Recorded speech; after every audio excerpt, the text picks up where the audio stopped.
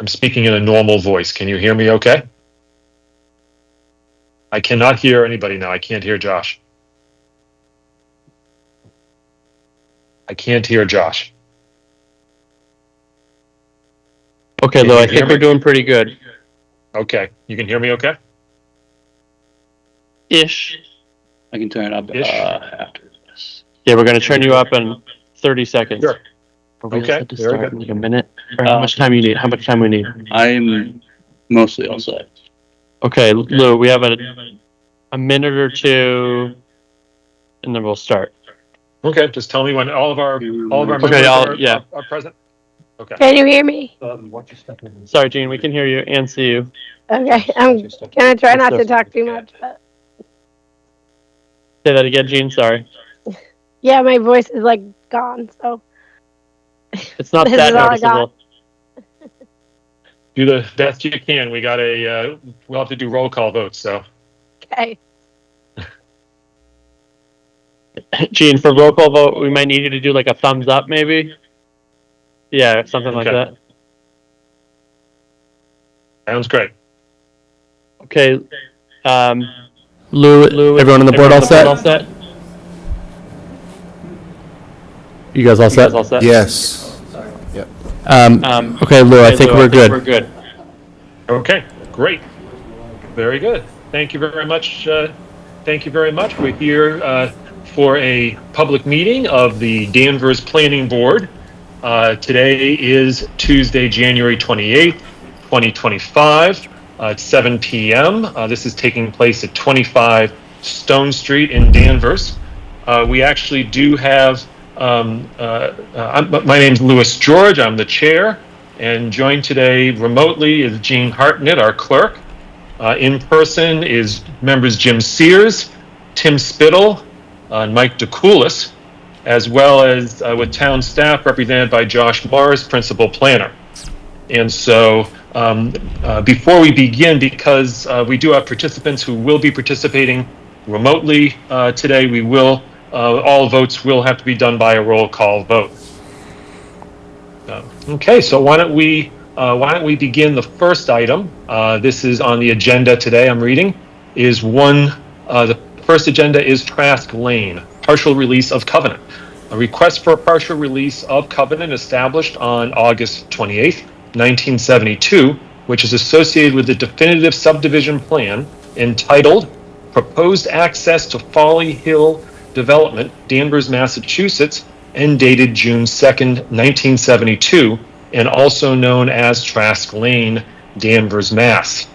Now, town staff, Josh, do you have we have a development here? I think we said there's a request for a continuance. That's right. We did receive a letter from the development team that they're requesting a continuance of this application to the second February meeting, our second regularly scheduled meeting in February. So that date is Tuesday, February 25th. Okay. Tuesday the 25th. Okay. Okay, very good. So they've made that request. I guess we can't go into any detail in terms of what the status is and such. Is there anything? Did they indicate that what they, the reason need for additional time? I think it's all related, like you said, can't get too much into it, but it's related to the traffic peer review that the board voted on, and just having that analysis done. And then we would be receiving a memo eventually from the third-party peer review. So that's what we hope to do over the next couple of weeks. Okay, very good. Then hearing that, I guess we'll need to have a motion to continue this. It's not a hearing, I guess, but to continue the item. Yep. The application. Trask Lane, right. Mm-hmm. The application for the partial release of covenant to Tuesday, February 25th. So, can I get a motion on that? Team? So moved. Thank you, Jim.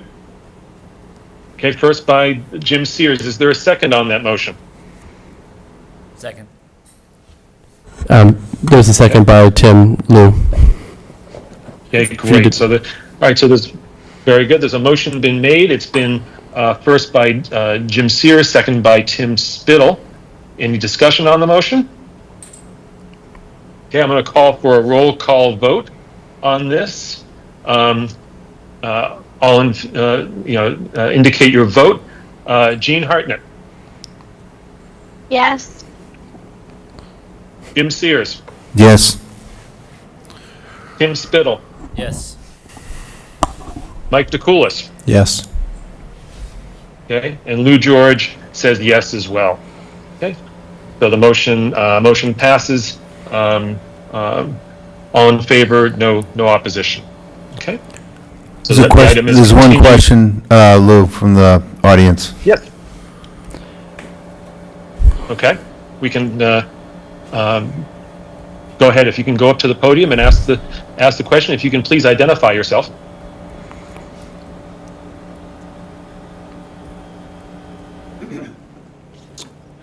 Bill Bradstreet, Town Meeting Member, Precinct 1. At a prior meeting, I believe it was mentioned that this covenant had expired, and that was being dealt with. Can I ask the question, or may I ask the question? Is the town aware of any other situation similar to this where some kind of an agreement has expired or needs to be altered, reviewed, or what have you? Is the town aware of anything like that? Lou, I could Town comment. staff, Josh, I mean, can you? yeah. I would say that this isn't a common situation, but at the same time, also, we did continue this matter, so we can't really, this wouldn't be the opportunity, this is not the situation to kind of discuss this matter, but we could discuss this further at the February 20, yeah. I'm not being specific Yeah. about this one. Yeah. I'm trying to be Yeah, no, this is not, all encumbered about, this is not a common situation. This, Okay. I've been here 5 years. This is the first of this kind, or this request. But like I said, we could discuss this, your question specifically at the meeting that this was continued to on February 25th. okay, that would require the town doing some research on their behalf. Sure. I'm questioning the town, not Yeah, the... no, not I the, understand. No, I know. Yeah. But just because we continued the matter, we can't really get into like the Okay, all right. particulars. Yep. Wait till then, thank you. Yep, thank you. Okay, thank you. Okay, very good. Thank you, Josh. Yep. Is there anything else before we move on to our next agenda item? Okay. All right, hearing none, I'm going to move on to our next agenda item, and this is actually a continuation of the public hearing. This is with respect to the zoning bylaw amendments. And I'll read the agenda item. This is an overview from staff of the proposed zoning bylaw amendments for special town meeting, February 3rd, 2025. The public hearing is regarding several updates to the following sections of the zoning bylaw for purpose of clarity, consistency, and reflection of current Massachusetts regulations. Section 18, character-based zoning districts. Section 27, groundwater protection district bylaw. Section 30, special permits. Section 31, floodplain overlay district. Section 37, sign bylaw. New Section 38, outdoor lighting standards. Section 40, definitions. Table 1, table of allowable uses. Table 2, table of dimensional requirements, residential. And just for the audience, just to sort of walk through what's progressed so far, we actually opened up this public hearing on the zoning bylaw amendments on December the 10th. And so then we had a subsequent hearing that was continued to January 14th. So in the interim, we had the select board passed on their recommendations to the finance committee, and then the finance committee made a recommendation to town meeting following their meeting on January 16th. So, but nonetheless, we'll still be taking any public comments. We're going to walk through the we're going to walk through the amendments once more, and ultimately, I'd anticipate that we would have a vote at the following the close of the public hearing, and then any changes that have already and there have been some changes. I'm going to ask town staff to sort of walk through as they're giving the presentation that were done by Finance Committee. But any changes, any recommended changes to the Finance Committee recommendation, is something would have to be done on the floor at town meeting, based on our recommendation. So with that intro, Josh, I see you have the presentation up. Did you want to sort of walk through it? And I guess we can do what we did before. Walk through each section. Sure. See if there are any questions by members of the board as well as members of the public, and then move on to the next. Sounds good. Does that seem to make sense? Yes. Okay. So, just for context, these the articles discussed tonight, they are on town meeting, which is on Monday, February 3rd. So, coming up. There's a At couple. 7:30 at the high school. 7:30 at the high school. So there are a couple fiscal articles and general bylaw amendments, but for this environment and in our group, the planning board, we'll be talking about the zoning bylaw amendments, and essentially it started with several more, but along the way some got removed and decided not to move forward. So here we are. So we have 5, and I can go through them. And so the first one. That'd be great if you could. Yep. The first one is related to kennels, and so. Sorry. If you could walk through them just in case people haven't heard it already. Yeah, of course. So Article 5 is related to kennels, and we were staff and was proposing to basically adopt or incorporate all the state definitions of kennels and related in the different variations of kennels, commercial kennels, personal kennels. So, and then in addition to adopting the new definitions, we are proposing to modify the use table.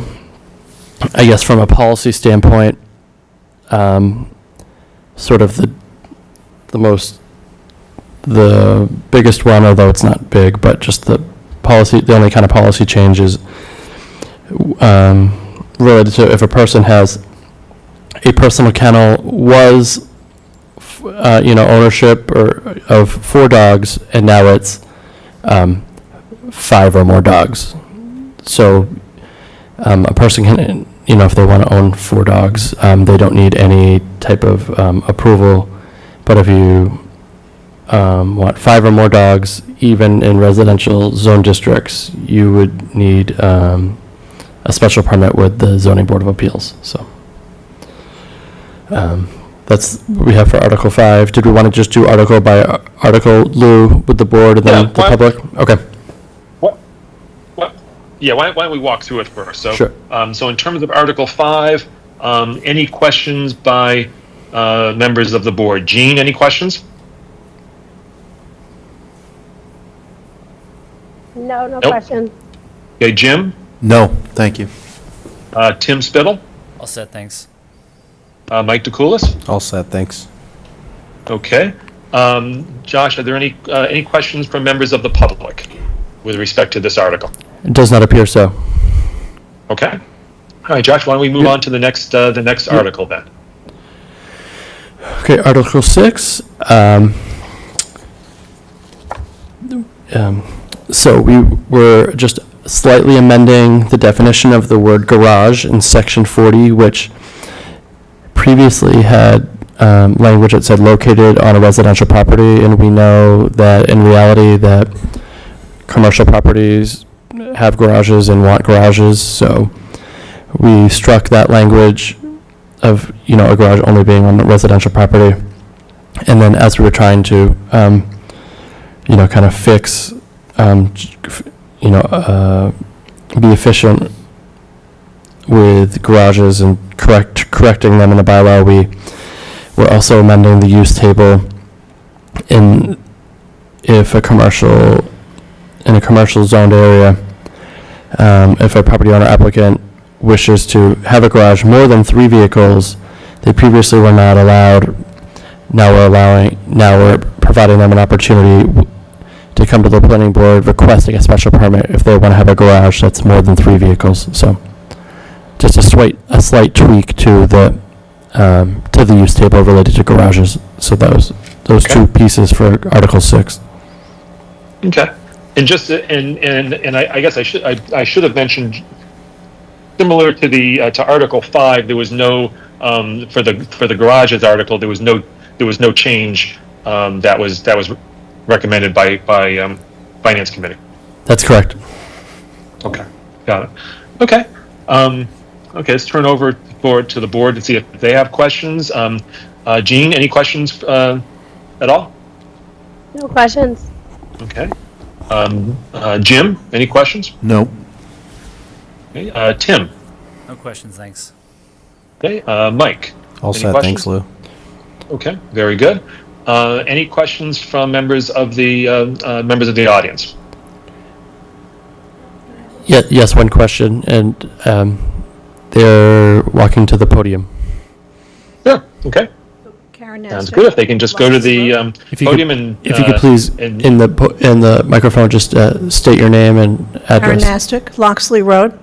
Just wondering how you inform people about if you have a 4-car garage. I guess I'm unclear on the question. I'm sorry. If this is people, they have to put the special permit or be fined or something, right? How do you inform people that the law's been changed? So what would happen would be, if someone, when they go to apply for the building permit, we are connected in a system called OpenGov at Town Hall. So when a person, like when the contractor or the owner are applying for a building permit to build the garage, there would be a box that the planning office would have to check that we've reviewed the zoning for this application. Yeah. And And so we would indicate on the computer that, to the building department, that this needs a special permit with the planning board, so please don't grant And- the building permit. But, sorry, Lou, I didn't mean to cut you off. Josh? Yes.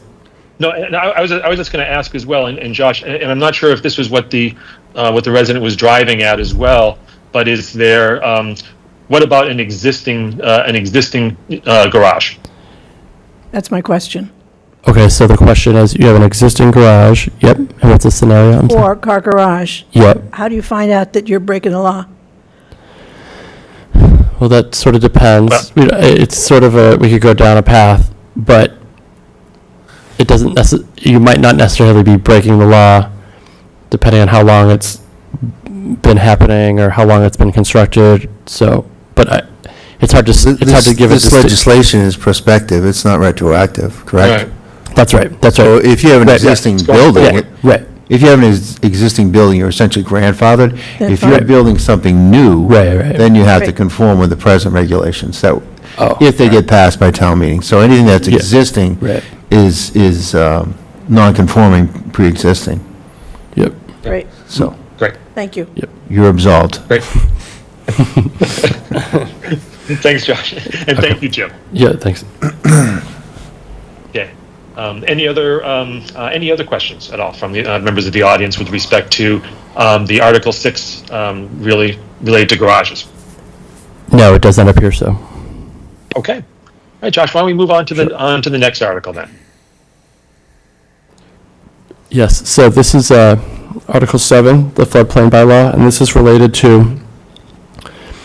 essentially related to folks getting basically flood insurance for their properties with the federal government. And so this is just a whole rewrite of that section. It was reviewed by FEMA, actually, so that was great to get their feedback and that it is satisfactory. One important note to make is that as this was going through the process, the amendment process, this is one of the 2 modifications that FinCom voted on, and that was, we had previously had a placeholder for a date for the flood insurance map and then the flood insurance study. So the firm and then the FIS. And we had just put a placeholder because we knew that we were going to get the date eventually, like during this process. So during, when on FinCom's vote and recommendation, they incorporated the date that we were given to us by, I believe, the feds. The new firm map and FIS will be effective on a new date of July 8th, 2025. So Okay. that was one of the two things that FinCom voted amended. Okay. It was simply Got just there was a placeholder, and then we were able to fill in the date. So Okay. Sounds good. Okay, so I'm just going to turn things back to the board to see if they have any questions. Jean, any questions? No questions. Okay. Jim, any questions? No questions. Okay. Tim? No questions, thanks. Mike? no questions. Okay. Josh, I just have one question just in terms of this, the July 8th, 2025 Mhm. date. How often do we anticipate that date might, that the date of the maps, that might change? Sure. I'm trying to think. Let me see. I mean, is it For something that reference, happens I was with refer- some regularity, or? I was just trying to see what our date was before we wrote, just for context. It might take Yeah. it might just take a half a second. Sure. It takes more than that. That's okay. I was just kind of curious to see if there was. Just without knowing definitively, I feel like that every 5 to 10 years might be Okay. a likely kind of Yep. benchmark. Okay. I was just looking for a ballpark. That answered Yeah. my question. Sure. Sounds great. Okay. This is a public hearing, and I'll just turn it back to do any members of the public have any questions with respect to Article 7, the floodplain bylaw? Sorry, Lou, I found it, just not to cut you off. So we previously, and I was learning about it right now, it's July 19th, 2018. So, Okay. so it's sort of in that 7 to 10 range, 7 years to 10 Got years, somewhere in there. So, Okay. Great. Thank you. Yep. Okay. Great. Any questions or comments from members of the public? no. Okay, very good. All right, let's move on to the next article. I think it's Article 8, Groundwater Protection Overlay District. Yep, so this is just, it's pretty similar. It's just, basically, it's amended map reference. The map for the groundwater protection district is slightly changing in that I believe there was a well with the state groundwater protection, there was a well taken offline in Wenham. So there is, in the northern part of town, there was a section that was in the groundwater protection district, but because the well was taken offline in Wenham, this section no longer is being proposed to be in the groundwater protection area. So the new map that we're referencing with the new date is just a little different. Okay, So got it. I see. So, but it's by virtue of the new map. exactly. Okay, got it. Okay. All right, I'll turn things back to the board for any questions. Jean, any questions? No questions. Okay. Jim, any questions? No questions. Tim, any questions? No questions, thanks. Okay. Mike, any questions? All set, thanks. Okay, very good. I'll turn it back to the, do any members of the public have any questions with respect to this? Yes. Okay. They can come up to the podium and John introduce Bouchard, themselves. just Crestline Circle. Could you just clarify what, is that Corners Farm? That, That's one of the parcels or one of the properties in that corner, but it encompasses more than just Connor's Farm, I believe. so it is more than Corners Farm? I believe so, yes. Okay. And just, once again, I want to beat a dead horse, but is there any benefit to maintaining that well and the groundwater protection? I mean, could that well be used at some point in the future? Or are we just totally abandoning it? Well, I'm not sure the pronoun. Josh, did you want to address Yeah, that? I'm not sure the pronoun, like, we, when you say we, but are you, so it wasn't the town of Danvers, it was, I believe it was the town of Wenham, there, a well that was related to the town of Wenham, and it was taken off. They're no, I believe that they're no longer using it, to, Does it belong to Danvers or to Wenham? I believe that it was a Wenham decision, or the well was not located in Danvers. So this is a map, the maps are issued by the Commonwealth of Massachusetts, it's sort of above the local level. But again, Yeah. it's a well on Danvers property. No, I don't believe so. I'm saying it's in the town of Wenham, I believe. Then why is it up here? Why are we looking at it? Well, because the well was close to the town of Danvers town boundary, and so when it was a source for drinking water, that extended into the town of Danvers, right? Because the water, where water intake isn't on like town boundaries, so it extended into the town of Danvers, even though, the protection area. So you're saying that the well is not on Danvers property? That's right.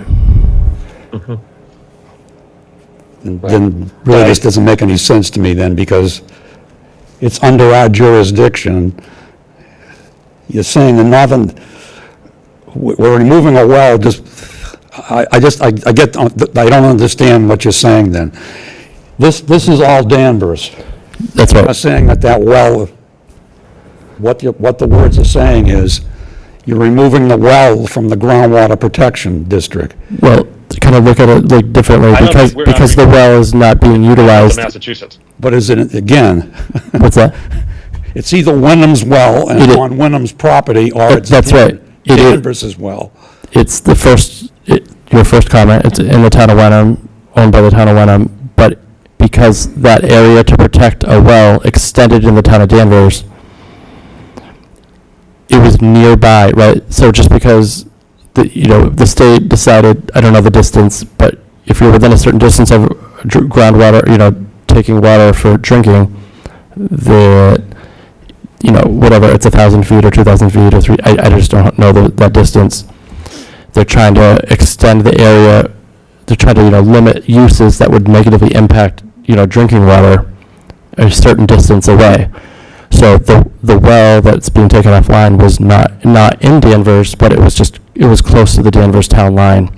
So the protection area extended into the town of Danvers, but it no longer is, because the well is not being utilized anymore. Essentially, that protection area no longer is necessary. Unlike the southern portion in Danvers, where we are taking water in, which is why that's remaining, the other portion.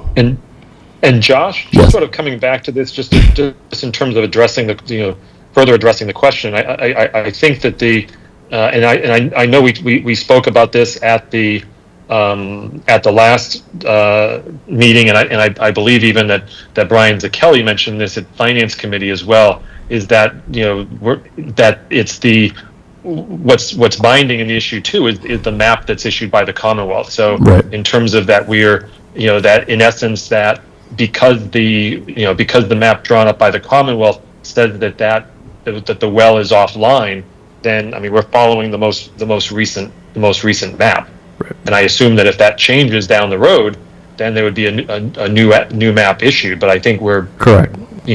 we're bound to follow the map that's been issued by the Commonwealth. Isn't that correct, Josh? Yes, that's I also, right. I think that is correct. Right, if that well was to come back online, then this protection overlay would then have to come back. So. Mr. Bishop, I'm not sure if that addresses your question or if you have anything further to address on that. It seems like it's been addressed, so. Okay. All right. Thank you. Okay. Any further questions? No. Okay, very good. Josh, why don't we move on to the next next article? I believe that's the sign bylaw, Article 9. Yep, so this is, currently as we speak, in the zoning bylaw, section 37, we have a signage section. And then in the planning board zoning regulations, we had a section for signage that was simply for the downtown zoning or the character-based zoning districts. And we basically married the two so that the downtown signage, which was much more recent, would just simply be applied for all the zoning districts in town. Previously, every zoning district had like its own set of signage requirements, and we were just trying to streamline that and make it consistent and easier. So instead of just zoning district each having its own signage, we just made it much more just simpler, and so that's what this article is regarding. Okay, great. Thank you, Josh. Okay, turning it back to the board. Jean, any questions on the signed article? No. Okay, Jim, any questions? No questions. Okay, Tim. All set, thanks. Okay, Mike. No questions. Okay, and I guess the only question I would have, Josh. So this is really more in terms of placement. Is there much substantive change here? No. Very, very kind of little policy change. Unlike some of the other things that had a little bit more policy, but no. Just the signage.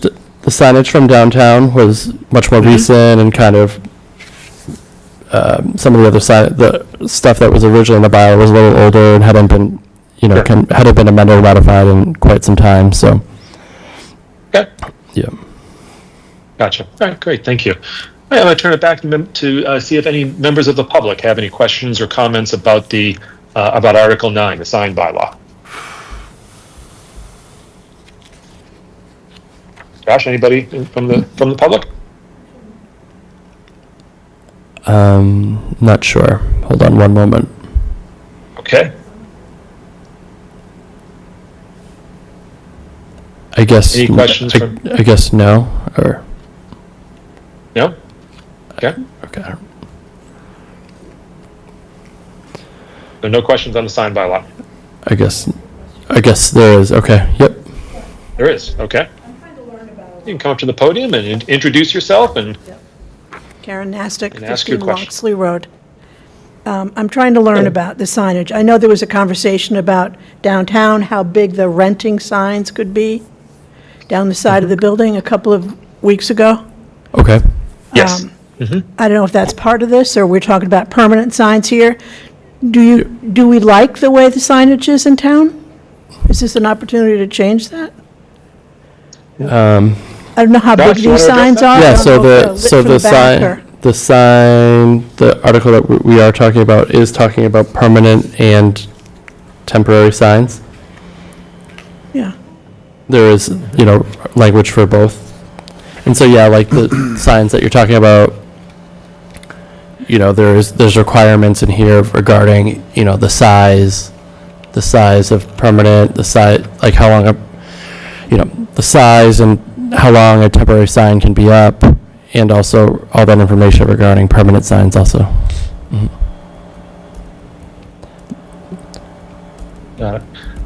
Yeah. And in terms of, Josh, just maybe to help answer the question as well, in terms of how does town staff in terms of work on sort of the approval of the sign of signage and such? I know that we had So we had when a bit of a discussion about that a few Sure. weeks ago.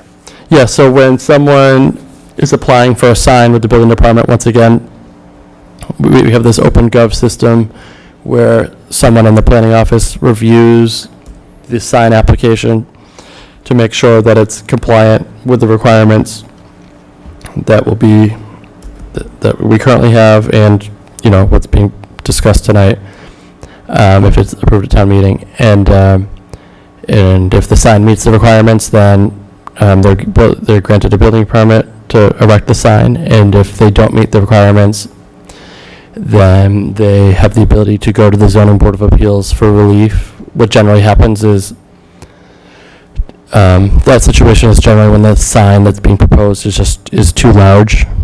That's like the common situation. So Can they be flashing signs? Do we have flashing signs? Are there restrictions on that? I believe so. Yes. Good. Yep. I just didn't think that big giant leasing sign down the whole side of the new building was necessary. It's a brand-new building, you have to know that you have to lease it. Right. Yeah. There's certainly terms of days that it could be up, Okay. and then also size, and then how long they can be up. Yeah. Yep. I just hope that people are thinking about aesthetics when they, Yeah, for sure. That was definitely more than the size. Yeah, we can't regulate. We don't want to go down too far. We can't regulate the content of the sign. We're not allowed to. So just for informational purposes, people can put almost anything on a sign. We can't regulate what the sign says, but we can do size. So just. Unless it's offensive. Yeah, we don't have to get into that, but yeah. Right. Yeah. Okay. Okay, thanks. Okay, great, thank you. Any other questions from members of the public? Yes. Okay. Come to the podium and introduce yourself and state your question.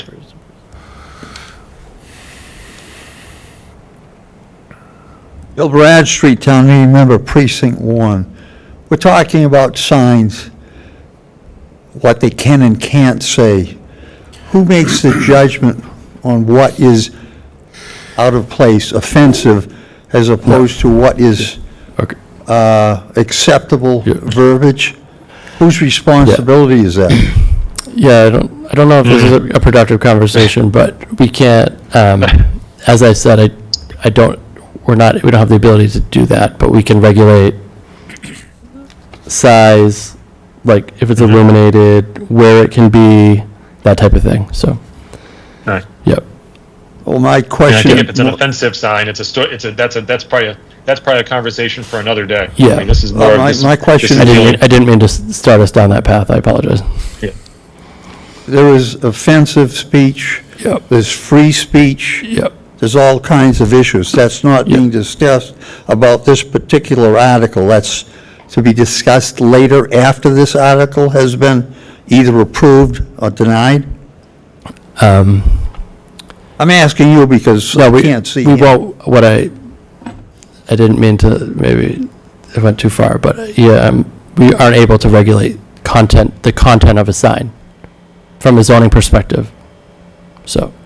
From a zoning perspective. Right. Let's just maybe leave it at that, maybe. All right, I'll bring it up at some other point. Thank you. Thank you. Okay. Thanks, Mr. Bradstreet. Okay. Any other questions from members of the public? Josh, anybody? No. Okay. Very good. Let's move on to to Article 10. So I guess, maybe not from a from a policy standpoint, I guess this is not necessarily a policy, but this section is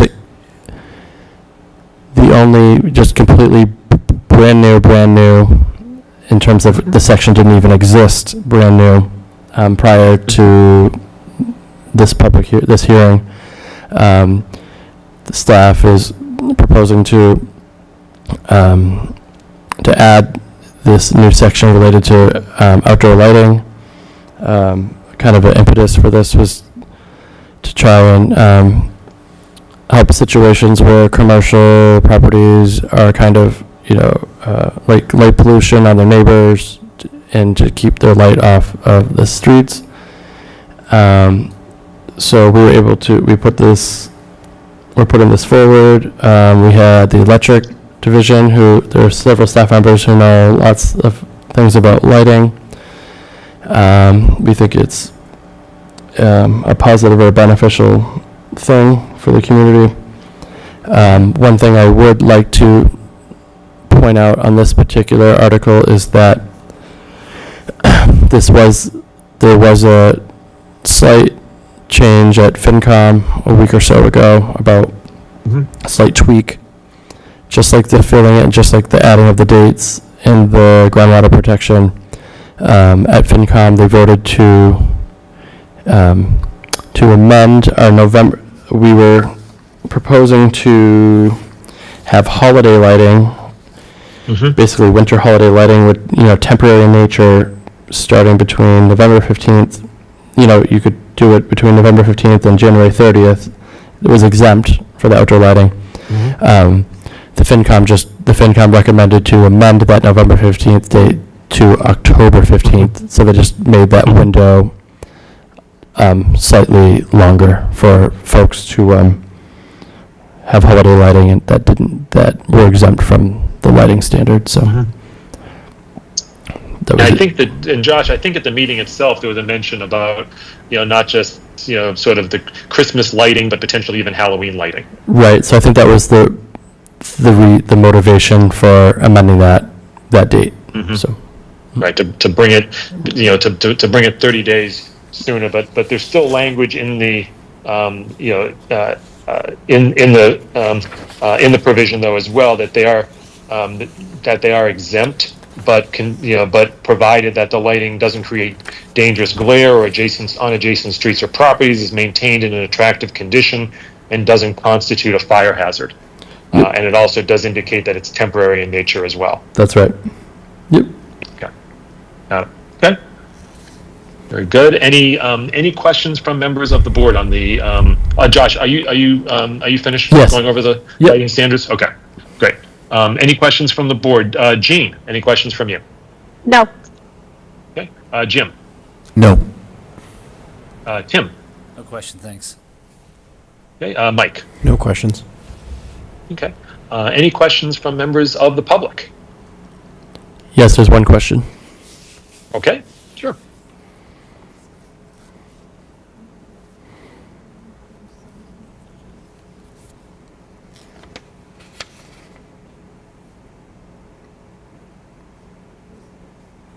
Again, Bill Bradstreet, Town Meeting Member, Precinct 1.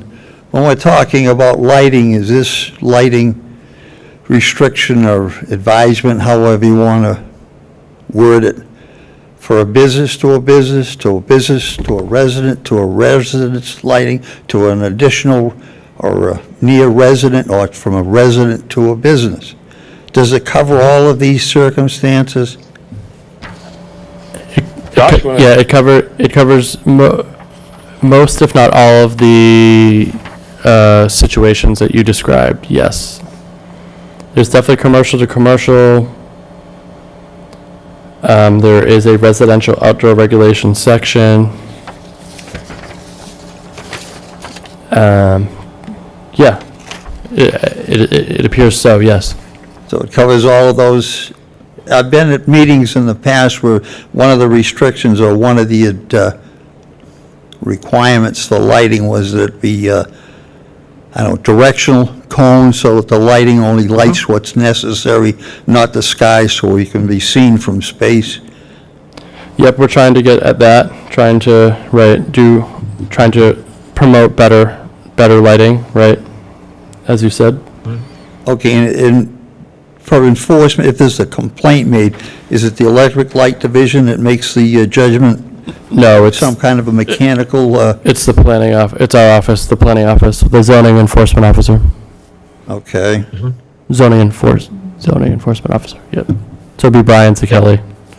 would be Brian Zakelli. Yep. Okay, thank you. Okay, great. Thank you. Any other questions from members of the public? Yep, there's a question. Okay. Karen Nastic, 15 Loxley. Are the new apartments that are going to Main Street, what if somebody has a sign in their window that's lit? Can they do an outdoor, a sign in their windows? Sign in their windows. I can. An outdoor sign? Are you talking about like a? Like a Like lit a sign in sign their or windows to advertise something that they do or something? I'd have to look at like the particular situation. I'd have to look into it. I can't speak on that particular item at this exact moment, but I could Yeah. let you know, but my gut feeling is probably not. But it's an interesting question because we haven't faced this really before. A lot of signs, a lot of windows Sure. facing the town Sure, with the possibility of hawking something. sure. Okay, so just think about,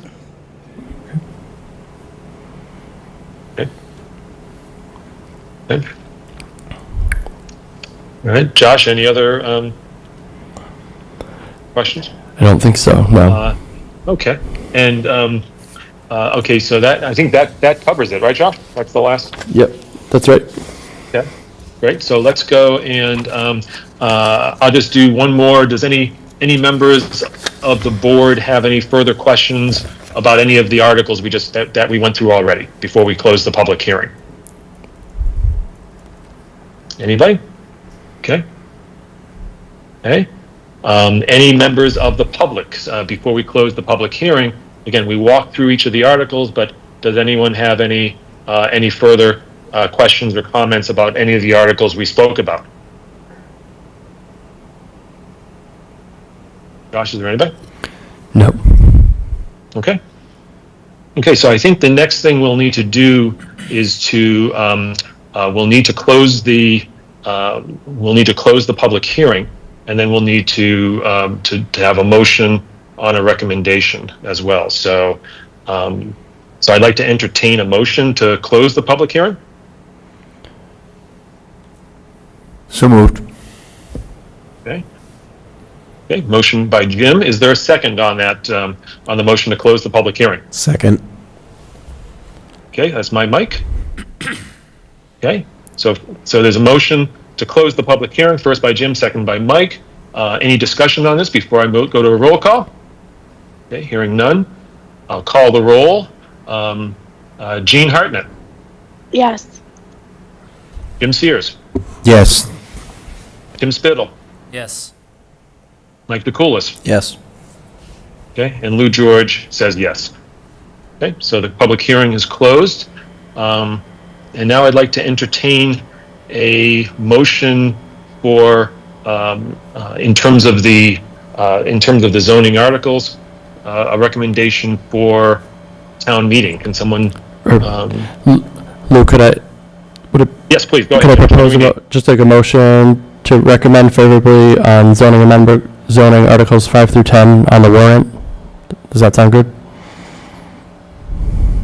Okay. Okay. Is there someone who'd like to, hearing that language from Josh, is there someone who'd like to make a motion? Motion to accept the language. Second. Okay.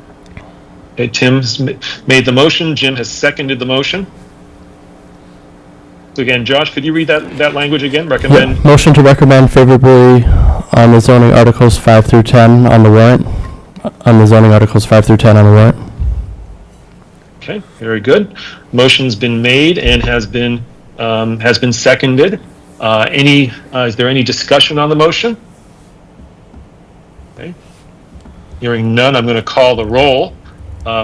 Gene Hartnett, Yes. Jim Sears, Yes.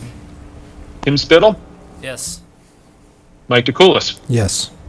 Okay, and Lou George says yes. So we're all in favor, no opposed. Okay. Very good. Thank you very much, and we'll see you at town meeting on February 3rd. Okay. And so, very good. And so I'll be at town meeting, and I believe Josh, I'll be at town meeting as chair, and I believe that Brian Zakelli will be there as well. Yes, I believe that's right. Okay, and we do have a meeting, I believe, in a couple of days with the town moderator, just to sort of go over things. So, so we will be ready for a town meeting. Okay. Okay. Very good. So let's move on to our minutes. Josh, I think we have 2 sets of minutes. That's right. December the 10th, 2024. And again, we'll need a roll call on all these. So, did everyone have the chance to review the minutes? Any corrections or comments on the? Let's start with the minutes from December 10th. Okay. Hearing none, is there a motion to approve the minutes? So moved. Okay. Okay, Jim moves to approve the minutes. Is there a second? Second. Okay, was that Tim? Yes. Okay, great.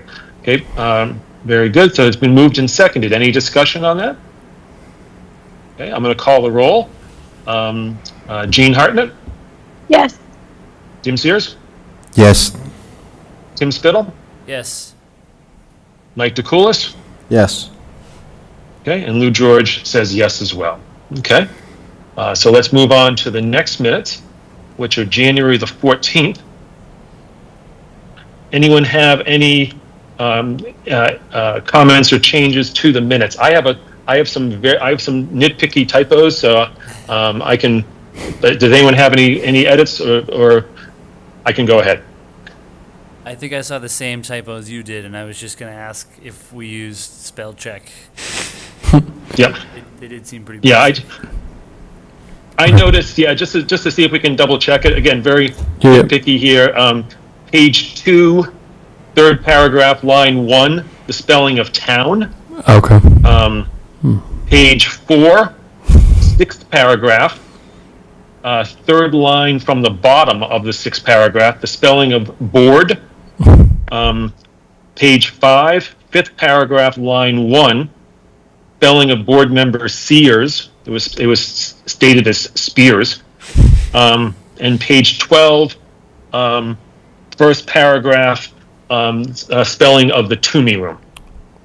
All right. We can make all those. Okay, great. Yep. But Yep. nothing substantive, at least Sure. that I saw. Any other comments or corrections on the minutes? Okay. Hearing none, I'd like to entertain a motion. Would someone like to make a motion to approve the minutes as amended? So moved. As by Tim. Second. First, is there a second? Second by Jim. Okay. Any discussion? Yeah, I'm going to call the roll. Jean Hartnett, Yes. Jim Sears, Yes. Tim Spittle, Yes. Mike DeCoulis, Yes. and Lou George says yes. Okay, so the minutes have been approved. Okay. So, Josh, our next Yep. next meeting. Yep. So our next regularly scheduled meeting is Tuesday, February 11th. As we speak, we don't have an application for that evening. There's potential that there might be an administrative matter, but it looks as we speak right now to be a very light meeting if it occurs. Okay. And then the next meeting would be February 25th, and the matter from tonight, Trask Lane, we've got to continue to that. And we'll also open a hearing for a site plan application for a fast food establishment in the vicinity of the Liberty Tree Mall. So, In the vicinity, within the mall itself, no, on or in. the periphery, like behind Kelly's. Okay. So in the mall complex. In the mall, environment, like property. Yep. Is there an existing building, or this is something that's going to be? It is an existing building, but it's being torn down and replaced with a brand new building. Okay. Okay. One Very other good. item of that nature, I was asked to inform the board, encourage them to attend and or be involved with the housing production plan, which is wrapping up. There's a meeting on Wednesday, February 12th, from 6:30 to 8 in the Toomey room to discuss the housing production plan. And the reason for the board members' involvement in this stage is that we will ultimately have to formally vote at it at a future meeting, probably sometime in March. So if you wanted to be informed of the matter, we would just, staff would encourage attendance and/or involvement in that process, so. Okay. And I assume that's also going to be that'll be on the town calendar, so members of the public can attend? Yes. Yep. Mm-hmm. Yep. Great. All right, so that's going to be then Wednesday, February the 12th from 6:30 to 8 o'clock. In the Toomey room, yep. Great. I will plan on being there and hope to see others. Great. Okay. Very good. And is there anything else from you, Josh, or anything from any of my fellow board members? Does not appear so from the board, but. Okay. Well, thank you for for participating today, and also for bearing with my participating remotely. So I appreciate that. And I'd like to entertain a motion. If we have nothing further, I'd like to entertain a motion to adjourn. So moved. Second. Second by Tim. First by Tim. Second by Jim. I'm going to do a roll. Jean. Yes. Jim. Yes. Tim. Yes. Mike. Yes. And I say yes. Okay. Very good. Have a good evening, everybody. Meeting is adjourned.